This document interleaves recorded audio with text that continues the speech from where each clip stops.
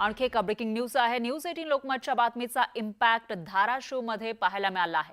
धाराशिवमध्ये शालेय पोषण आहाराच्या चॉकलेट्स बिस्किटमध्ये आळ्या आढळल्या होत्या। या प्रकरणात पुरवठादाराला शिक्षण विभागाने नोटीस बजावली आहे। चॉकलेट्स बिस्किटचा पुरवठा तातडीने थांबवण्याचे आदेश देण्यात आले। न्यूज 18 लोकमतने बातमी दाखवल्यानंतर ही कारवाई करण्यात आली आहे।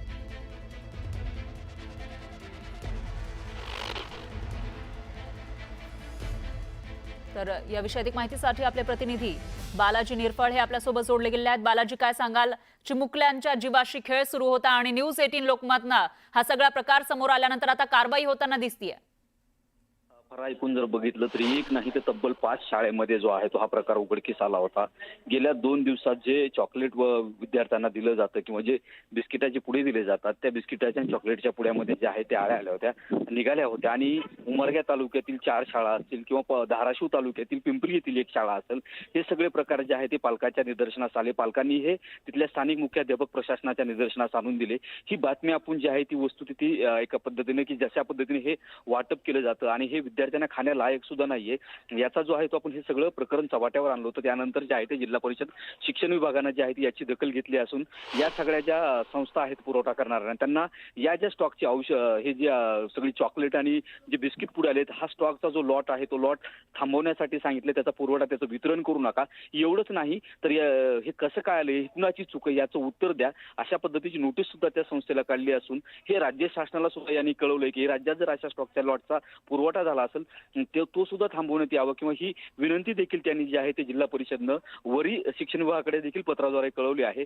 एकूणच बघितलं तर हे वारंवार असे प्रकार घडत आहेत, याची एक समिती नेमली पाहिजे, या समितीने हे तपासणी करून दिली पाहिजे अशी मागणी सुद्धा पालकाकडून होतीये।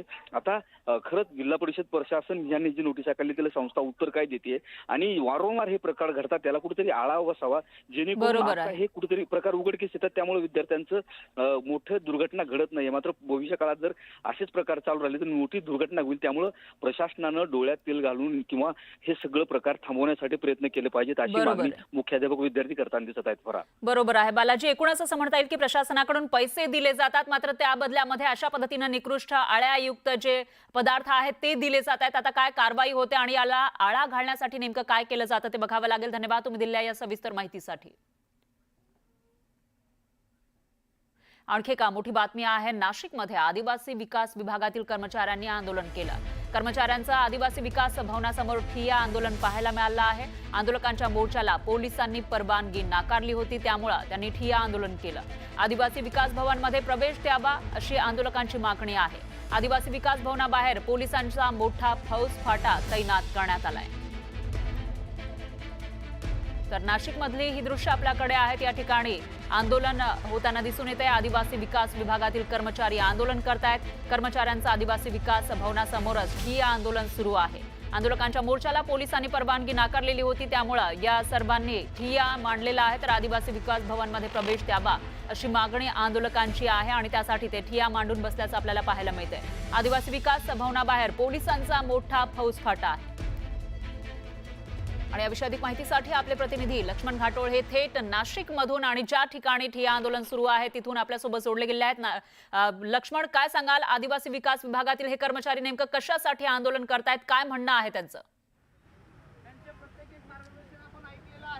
फरा, खरं तर हे वर्ग 3 आणि वर्ग 4चे कर्मचारी आहे आदिवासी विकास विभागातले। या कर्मचाऱ्यांच्या जागेवरती आता कंत्राटी पद्धतीनं कर्मचाऱ्यांची भरती करण्याचा शासन आदेश जो आहे तो पारित करण्यात आलेला आहे आणि त्यामुळे हे सगळे संतप्त झालेले कर्मचारी बिऱ्हाड मोर्चा घेऊन नाशिकच्या दिशेनं धडकलेले आहे। नाशिकच नाही तर महाराष्ट्रातल्या वेगवेगळ्या जिल्ह्यातून वेगवेगळ्या भागातून आदिवासी आश्रमशाळांमध्ये काम करणारे हे सगळे शिक्षक कर्मचारी जे आहे ते नाशिकच्या आदिवासी आयुक्तालयावरती येऊन धडकलेले आहे।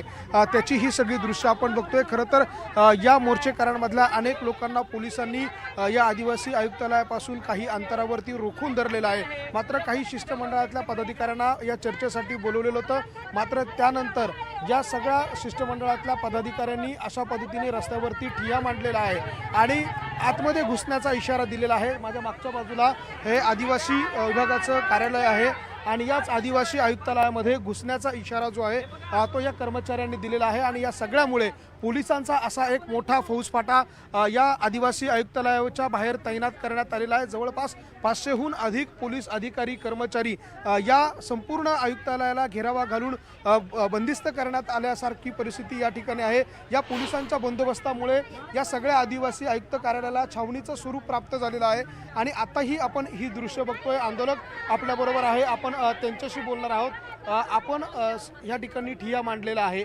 नेमकी भावना काय आहे आणि सरकारला आणि प्रशासनाला आपला आता काय इशारा असणार आहे? हे बघा, 21 मे 2025 रोजी खाजगीकरणाचं आमच्या महाराष्ट्र शासन आदिवासी विकास विभागाने जे पत्र काढलेलं आहे, त्या पत्राने या माझ्या महिला भगिनींची, माझ्या बंधू भगिनींची हातातली रोजीरोटी केलेली आहे।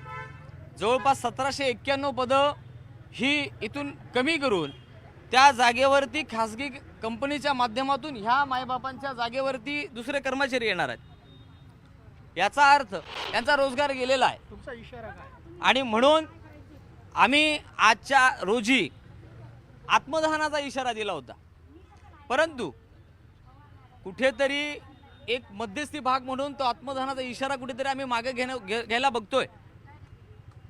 परंतु जर पुन्हा आमचा हा जर आवाज किंवा आम्हाला जर न्याय मिळत नसेल तर नक्कीच आम्ही आमरण उपोषणाचं पत्र तर थोड्या वेळाने मिळणारच आहे, आम्ही देणारच आहे। परंतु त्यामध्ये उद्याच्याला किंवा संध्याकाळच्याला कुणी जर आत्मदहनाचा प्रयत्न केला आणि कुणाचं जर बरं वाईट काही झालं तर मात्र याला सर्वस्वी आमचं शासन जबाबदार असेल।